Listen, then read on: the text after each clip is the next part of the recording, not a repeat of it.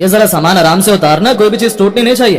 Tension मत लीजिए भैया जी, हम आपके फ्लैट में सामान को आराम से रख देंगे। बहुत देर से तेरे हाथ की बढ़िया अदरक वाली चाय का इंतजार कर रही थी। कितना रह गया सामान? सारा ऊपर फ्लैट में रख दिया ना? नमस्ते अंकल जी।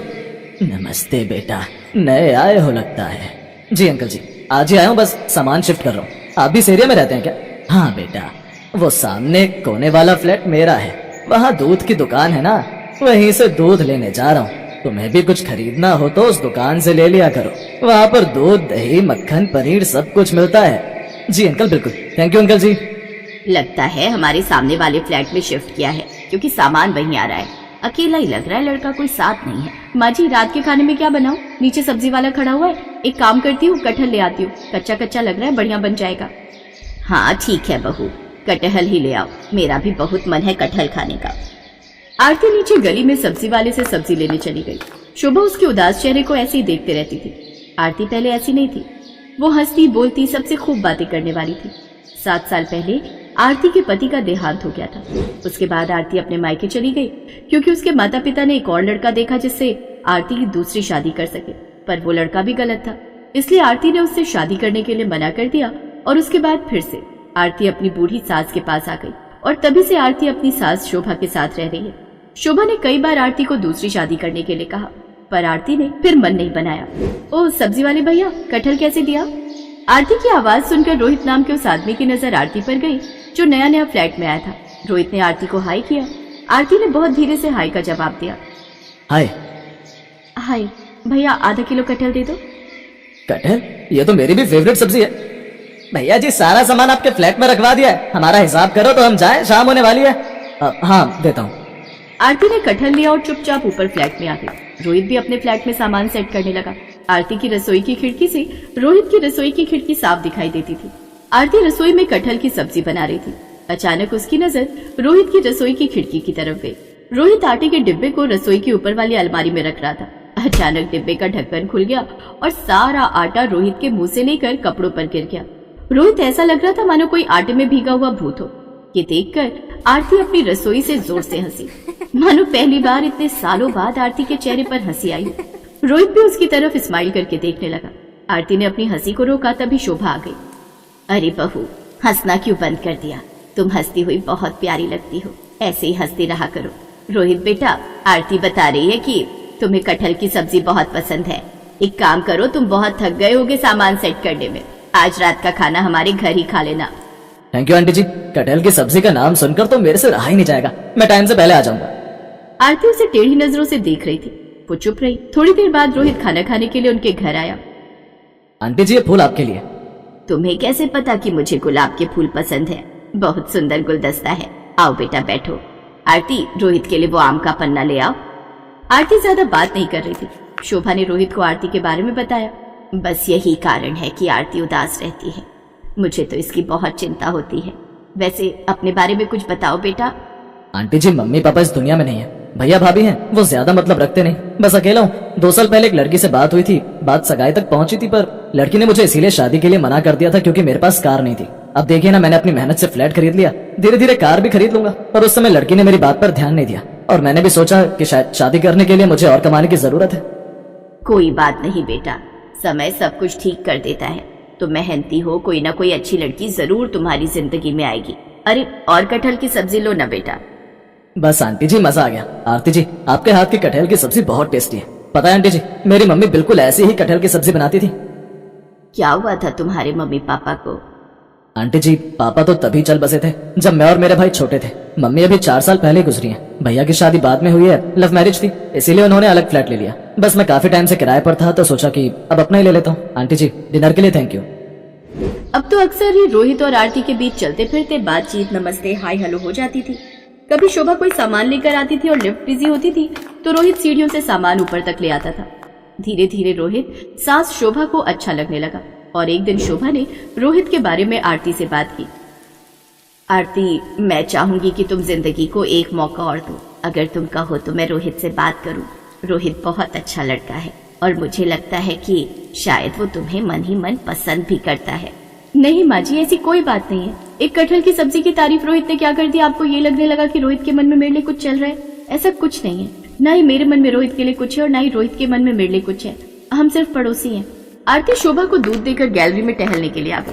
कहीं ना कहीं शोभा की बातें आरती के मन में चल रही थी। तभी उसने देखा गैलरी में रोहित किसी से फोन पर बात कर रहा है। रोहित ने दूर से आरती को देखा और हाथ हिलाकर हाई किया और फिर से फोन पर लग गया। कुछ देर बाद आरती कमरे में आकर सो गई। अगले दिन आरती शोभा से बोली, आप मुझे कह रही थी ना कि रोहित के मन में मेरे लिए कुछ चल रहा है। पता भी है, रात को रोहित अपनी गैलरी में फोन पर किसी से बात कर रहा था। काफी देर तक रोहित ने इतनी देर रात तक किसी से फोन पर बात की। और आधी रात के समय कोई किसी से फोन पर बात क्यों ही करेगा? कोई गर्लफ्रेंड होगी, तभी तो इतनी देर फोन बिजी रहा। हाँ, कह तो तू ठीक रही है। हो सकता है मेरे मन का वहम ही होगा। चल छोड़, कोई बात नहीं। मैं अब इस बारे में कोई बात नहीं करूंगी। अगले कुछ दिनों तक रोहित दिखाई नहीं दिया। आरती बार बार उसके फ्लैट की तरफ झांकती तो फ्लैट के बाहर ताला ही दिखाई देता। हिम्मत करके आरती ने नीचे गार्ड से पूछ ही लिया, अरे मोहन इधर आना। बोलो आरती दीदी, क्या हुआ? वो जो हमारे सामने फ्लैट पे रहते हैं, क्या नाम है उनका? रोहित। वो कहाँ गए हुए हैं? उनके फ्लैट के बाहर कुछ दिन से ताला लगा हुआ है। वो शादी के लिए गए हैं। आरती ने गार्ड के मुंह से बस इतनी बात सुनी और उसकी आंखों में आंसू आ गए। शायद उसके मन के किसी कोने में रोहित के लिए हल्की सी जगह बनने लगी थी। पर एक बार फिर आरती का दिल टूटा। वो उदास हो गई। उसने रात को खाना भी नहीं खाया और चुपचाप सो गई। अगले दिन आरती को रोहित के फ्लैट से आवाज सुनाई दी, मानो कोई शोर मचा रहा हो। अरे आरती बेटा, देख तो जरा, रोहित किसी मुसीबत में दिखाई दे रहा है। तू जाकर मदद तो कर। रोहित कब आया? जी माँ जी। आरती ने रोहित का दरवाजा खटखटाया। दरवाजा खुला हुआ था। मैं दरवाजा नहीं खोल सकता, जिसको अंदर आना है अपने आप आ जाओ, दरवाजा खुला हुआ है। आरती को ये सब अटपटा लगा, पर वो रोहित के फ्लैट में घुस गई। रोहित किचन में था और उसके दोनों हाथ चिपके हुए थे। सामने आधा कटा बिखरा हुआ कटहल रखा था। ये क्या कर रहे हो आप? और आपके दोनों हाथ चिपक क्यों गए? अरे क्या बताऊं आरती जी, दोस्त की शादी में गया था गाँव। वहाँ उसने पेड़ का ताजा कटहल दे दिया। बोला कि मुझे पसंद है तो मैं लेता जाऊं। ले तो आया, पर कटहल काटना कितना मेहनत का काम है ये आज पता चल रहा है। मेरे तो दोनों हाथ ऐसे चिपक गए मानो इस पर गोंद लगा दिए। छुड़वाने में मेरी मदद कीजिए ना आरती जी। आप दूर से क्या देख रही हैं? घबराओ नहीं। सरसों का तेल कहाँ रखा है? वो सामने बोतल रखी हुई है। आरती ने सरसों का तेल रोहित के हाथों पर छिड़का। अब दोनों हाथों को छुड़ाने की कोशिश करो। नहीं छूट रहा है आरती जी, दोनों हाथ चिपक गए। आप मदद कीजिए ना। आरती ने रोहित के दोनों हाथ छुड़ा दिए। थैंक गॉड, आपने कितनी बड़ी मुसीबत से मुझे बाहर निकाल दिया। वैसे आइडिया अच्छा है, कटहल काटने के लिए सरसों के तेल का इस्तेमाल कर लो। पर अब मैं क्या करूं, मेरे से तो ये सब हो ही नहीं रहा है। आप हटिए, सब्जी मैं बना दूंगी। आरती ने फटाफट से बढ़िया सी कटहल की सब्जी बनाकर तैयार कर दी। ऐसी सब्जी रोज खाने को मिल जाए तो कसम से मेरी तो लाइफ सेट हो जाएगी।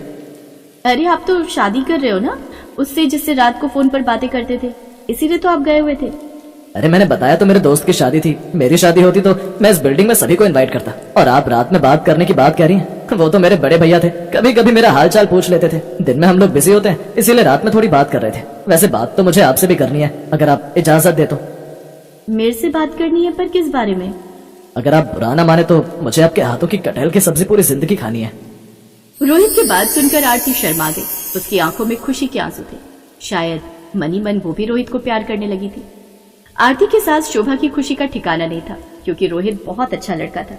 कुछ दिनों बाद पूरी बिल्डिंग के लोगों के सामने रोहित आरती के साथ सगाई करता है। और फिर कुछ दिनों बाद रोहित के किचन में बढ़िया सी कटहल की सब्जी बन रही थी, जो उसकी पत्नी आरती बना रही थी।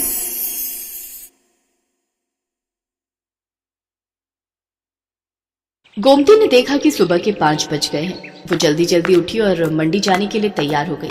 उठ गई गोमती? हाँ, और सुनो, मैं सब्जी लेने मंडी जा रही हूँ। तुम ब्रेड और दूध बंटी को बोल देना, ले आएगा। चाय ब्रेड खाकर ही दवाई लेना। हाँ हाँ ले लूंगा, तू भी ध्यान से जाना। गोमती का पति किशन बीमार रहता था, इसलिए घर का खर्च चलाने के लिए गोमती सब्जियां बेचने लगी। गोमती सुबह सुबह की ताजी सब्जी खरीदने के लिए बड़ी मंडी जाने लगी। गोमती ताजी सब्जियां खरीद कर लाती और बाजार में ताजी सब्जी का ठेला लगाती। सभी ग्राहक जानते थे कि गोमती बड़ी मंडी से ताजी सब्जियां लाती है, इसलिए सुबह सुबह गोमती के ठेले पर सब्जी खरीदने के लिए ग्राहकों की भीड़ लग जाती थी। 1 किलो आलू, प्याज, टमाटर और हाँ आधा किलो करेला, भिंडी और अरबी भी कर दो। 1 किलो खीरा निकाल देना। हाँ हाँ अभी कर देती हूँ। तभी एक औरत गोमती के पास आती है जिसका नाम मेघा था। वो गर्भवती थी और सुबह सुबह टहलने के लिए निकलती थी। मेघा का नियम था, वो गोमती से ताजी सब्जियां लेती हुई ही घर जाती थी। गोमती, मैंने तुम्हें कच्चे आम बोले थे, लाई हो क्या? हाँ हाँ मेघा दीदी, आपके कच्चे आम मैंने पहले ही अलग ले लिए थे। ये देखो ताजे ताजे कच्चे आम। अरे वाह, इन कच्चे आमों को देखकर तो मेरे मुंह में पानी आ रहा है। वैसे कुछ भी कहो, सुबह सुबह की ताजी सब्जी की सुगंध ही अलग होती है, जो पूरे बाजार में सिर्फ तुम्हारे ठेले पर ही मिलती है। मुझे लगता है तुम बहुत मेहनत से सुबह सुबह बड़ी मंडी से ताजी सब्जियां लाती हो।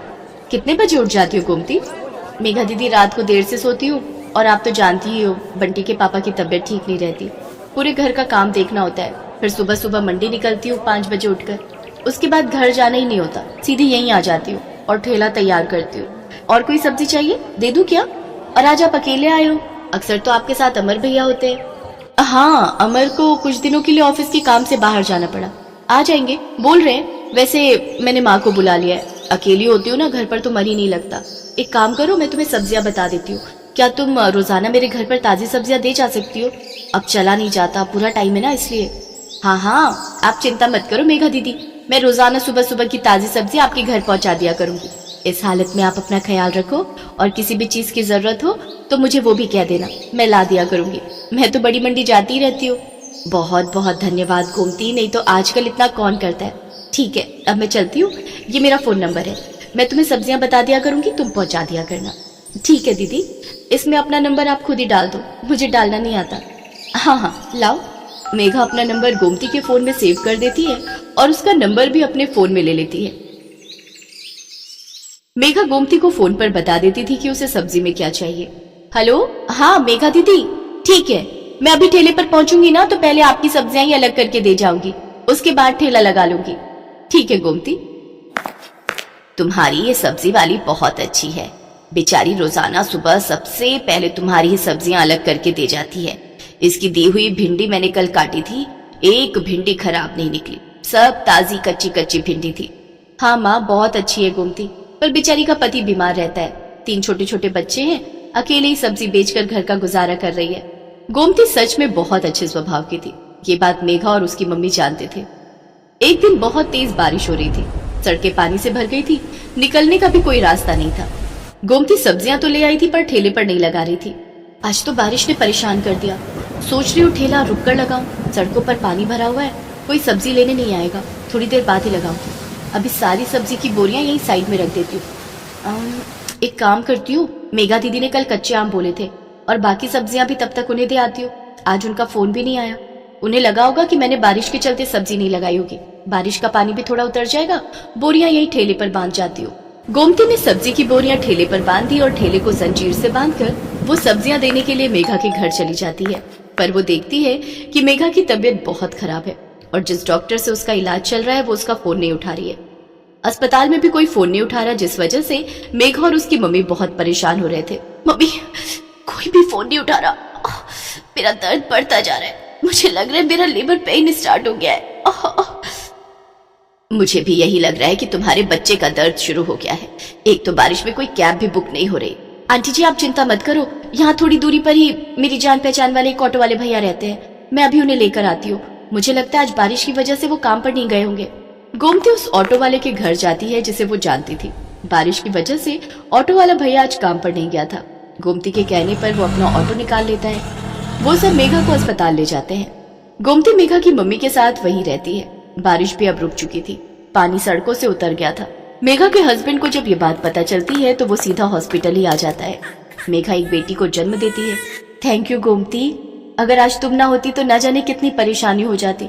अमर तुम्हें पता है, गोमती ही ऑटो वाले भैया को लेकर आई थी। थैंक यू गोमती, तुमने आज हमारी बहुत मदद की है।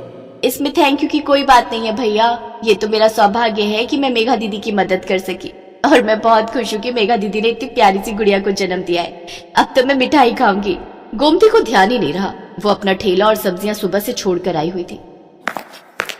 सब सब्जी वाले बारिश की वजह से वहां से जा चुके थे। गोमती देखती है उसका ठेला और सब्जियां कोई चोरी करके ले गया। गोमती बहुत रोती है।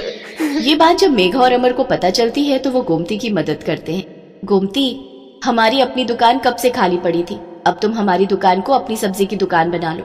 अब से तुम दुकान पर बैठकर सब्जी बेचा करो और टेंशन मत लो, हम तुमसे दुकान का कोई किराया नहीं लेंगे, तुम आराम से अपनी सब्जी की दुकान चलाओ। गोमती की आंखों में खुशी के आंसू आ जाते हैं। कुछ समय बाद गोमती का पति किशन भी ठीक हो जाता है। अब वो दोनों मिलकर मेहनत से सब्जी की दुकान चलाने लगे। दुकान बनने की वजह से गोमती के पास और भी ग्राहक बढ़ गए। सब जानते थे कि अगर सुबह सुबह की ताजी सब्जी कहीं मिल सकती है तो सिर्फ गोमती सब्जी वाली की दुकान